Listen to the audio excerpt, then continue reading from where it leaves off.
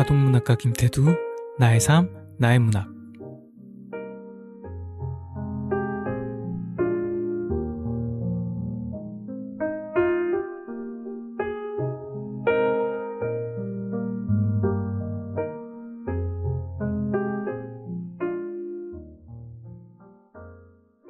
이 동화는 30년 전에 제가 3학년을 맡았을 때 실제 일어난 일을 바탕으로 쓴 작품, 나를 찾아온 눈물주머니.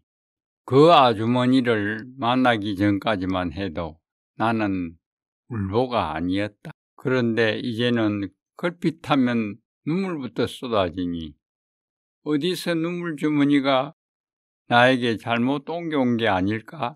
울지 말아야지 하고 마음을 도사리어 먹어도 마음과는 달리 걷잡을 수 없이 노는 눈물. 나는 별 수 없이 울보가 되어버린다. 왜 울어? 오늘도 별스럽지 않은 나무람에 눈물을 흘리자 한심하다는 얼굴로 내려다보는 선생님. 그렇지만 선생님은 속으로 나의 변화를 알고 있을 것이다. 알고 있고 말고. 따지고 보면 그 아주머니와 만나게 된 것도 선생님 탓이다. 그러니 울보가 된 것도 선생님 책임이다. 그래 놓고 왜 울어? 5월이 돌아왔다. 해맑은 아침이다. 나는 까치 소리에 잠이 깼다. 까까까까. 까치가 울면 반가운 손님이 온다는 말이 있지만 우리 집과는 먼 옛날 이야기. 애삼촌이나 이모가 있다지만 한 번도 얼굴을 본 적이 없다. 올 손님이 없어 있어야 기다리지. 그래도 까치가 우리 집을 찾아온 것은 기분 좋은 일이다. 까치는 옥상 위에서 까깍거리고 있었다. 나는 반가워 팔을 흔들어 주었다. 네가 바로 반가운 손님이다. 그러니까 그 아주머니가 나타난 건 그날 공부 시간이다. 철랑이 용석이가 손님이 오셨다고 말을 꺼낼 때까지 선생님도 나도 전혀 몰랐을 정도다. 소리 없이 교실 안을 살피고 있은 모양이다. 벌써 서너 명의 아이들은 자리에서 일어나 누군지 확인하고 있었다.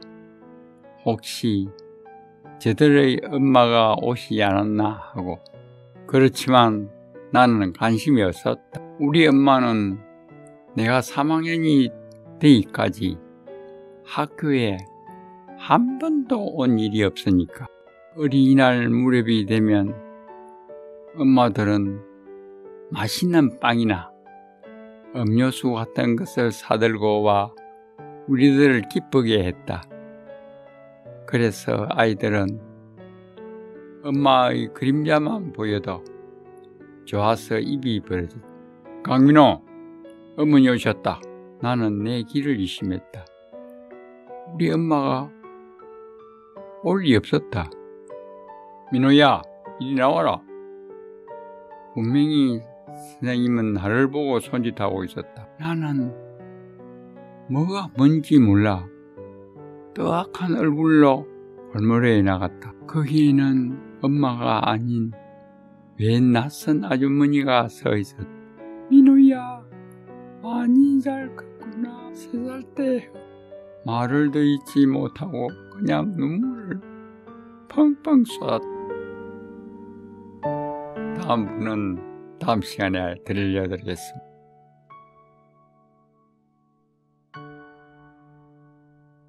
다음은 동시낭송을 하겠습니다. 일기장인. 순이의 일기장엔 선생님 사랑해요 이렇게 써놓았고, 디날 학교에 선생님을 만나면 안 그런 척 새침대기처럼 앉아있네. 웅이 일기장엔 선생님 미워요 그렇게 척 써놓고, 디날 학교에 만나면 허리를 붙잡는 웅이는 그리 안 한 척. 다음은 노란빛이 좋아. 냇가에는 유채꽃이 만발하여 노란 세상이 이루었다. 질세라 울타리에는 노란 염주 개불 주머니가 한들한들 노랗게 피었다. 나도 노란 옷을 입고 그곳을 왔다 갔다 했다. 이상이 두 편을 오늘 낭송. 다음은 동요 두 곡을 들려드리겠습니다. 먼저 구름부터 하겠습니다.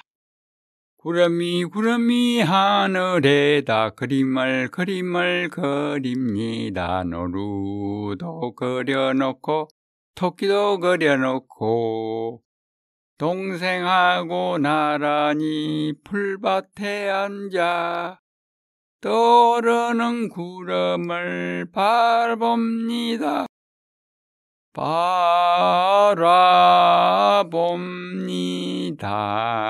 구름이 하늘에서 제주를 부립니다. 노루도 제주는 꽃, 토끼도 제주는 꽃. 동생하고 나란히 풀밭에 앉아 흘러가는 구름을 바라봅니다.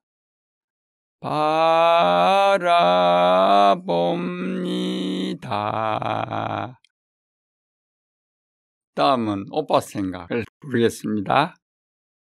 다옥다 오히 논에서 울고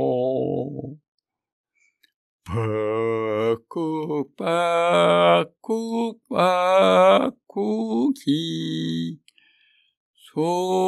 숲에서 울제 우리 오빠 말 타고 서울 가시니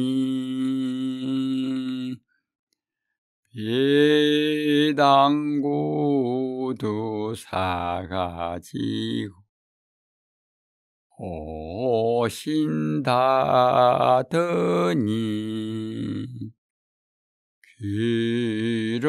기러기 북에서 오고 기뚤기뚤기뚤함이 설피 울금마 서울 가신 오빠는 소식도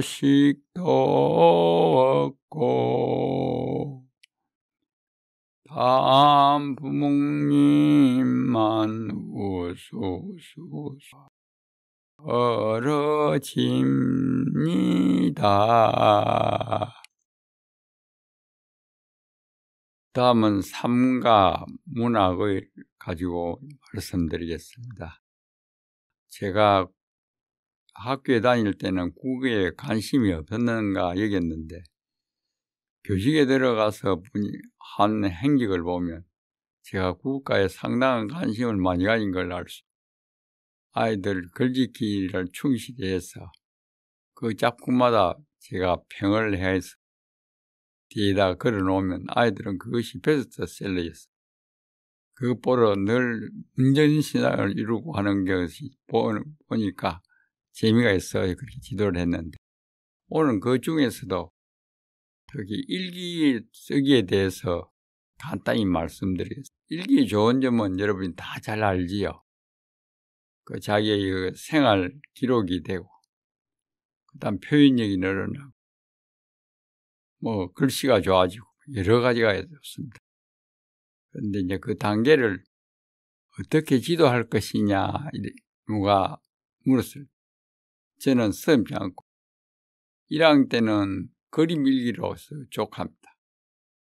그러다가 2학년이 되면 자기 한 일에다가 느낌이나 생각하는 것을 꼭 적으랍니다.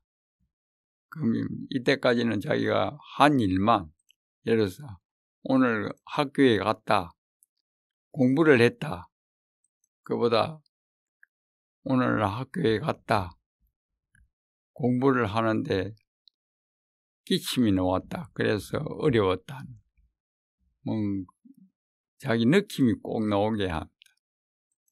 그냥 한 일만 쓰면 신문기사가 되지 일기가 아니기 때문에 그걸 강조해서 지도하다 보면 아이들은 이때까지 자기 한 일만 쓰다가 느낌을 간단하게 그렇게 씁니다. 그러다가 3학년이 되면 이제 제목 있는 일기를 강조합니다. 그럼 이것저것 늘 일어나는 일만 늘어놓다가 한 가지 주제로 가지고 다루기 시작합니다. 그렇게 글이 안 되더라도 작은 제목을 써놓고 쓰면 좀 나으니까 아이들에게 그걸 강요할 필요가 있습니다. 4학년 때는 이제 비유법을 꼭 일기에 넣으라는 것입니다. 그냥 예를 들어서 강아지가 뛰어온다 보다도 강아지가 깡총깡총 뛰어온다 그렇다든지, 그 다음에 비가 왔다 하는 것보다도 비가 주룩주룩 왔다, 이런 거는 제가 앞에 한 거는 모양 흉내 말이고, 그래서 그걸 우리말로는 지신용말 이렇게 말을 합니다.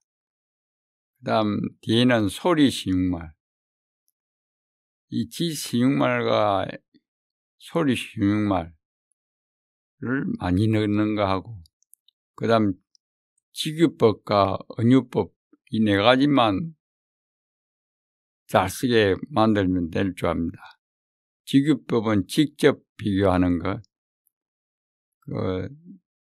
다리 참 박다, 다리 박다 그거는 직접 비유, 다리 박다 그거는 은유법이죠. 그 다음에 다리 뭐처럼 박다 하는 거는 직유법입니다. 뭐처럼 그런 거는 전부 직유법. 그 다음 원숭이는 사람이다 예를 들어서 할 때, 그럼 그 뜻이 안에 숨어있는 뜻이 있습니다. 그래서 은유법입니다.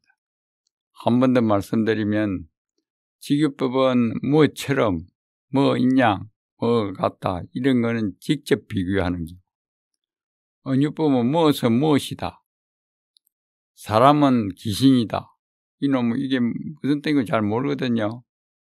귀신 안에 숨어있는 뜻이 있다 해서 은유법입니다. 이 비유하는 것을만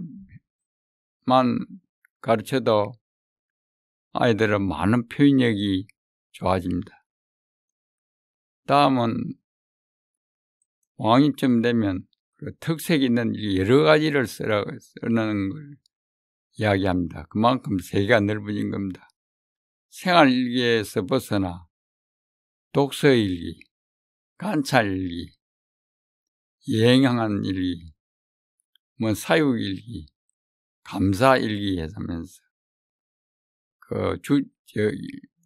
여러 가지 섞어서 날마다 바꾸어가 쓰면 아이들이 지루하지도 않고 일기 쓰기에 재미를 붙일 수 있습니다.